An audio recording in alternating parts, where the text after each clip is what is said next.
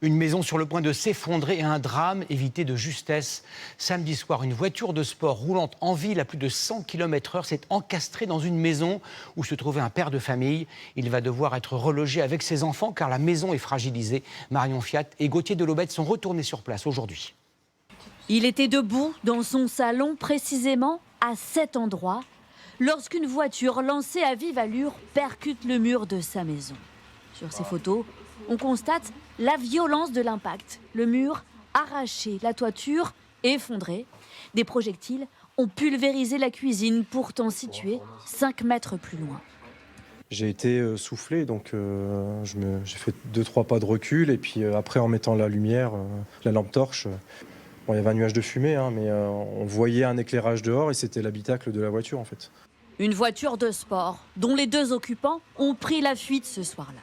Esteban, lui, était seul au moment de l'accident. Sa femme et ses 2 enfants sont rentrés un peu plus tard exceptionnellement. S'ils sont sans maison ce soir, ils se considèrent comme des miraculés. J'ai vu le mur tomber devant moi, donc forcément, ça laisse réfléchir. Mais sur le reste de la vie, on va dire, mais à un quart d'heure près, je perdais ma femme et mes enfants. Des accidents, il y en a eu beaucoup d'autres dans cette rue. Une dizaine en 2 ans. Ici, en novembre 2024. Puis ces murs en béton percutés.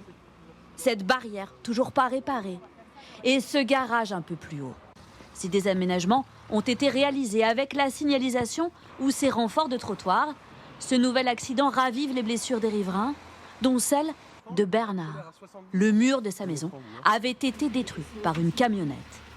C'est 40 ans de vie qui s'en vont parce qu'il y a des choses qui ont disparu, parce que tous les gravats qu'il y avait dans la maison, ça a été déblayé. Et ma femme, elle a eu du mal à s'en remettre, quoi. Elle est encore traumatisée. Le chauffard et le passager ont été interpellés. Une enquête est en cours. En attendant, Esteban et sa famille cherchent une solution de relogement.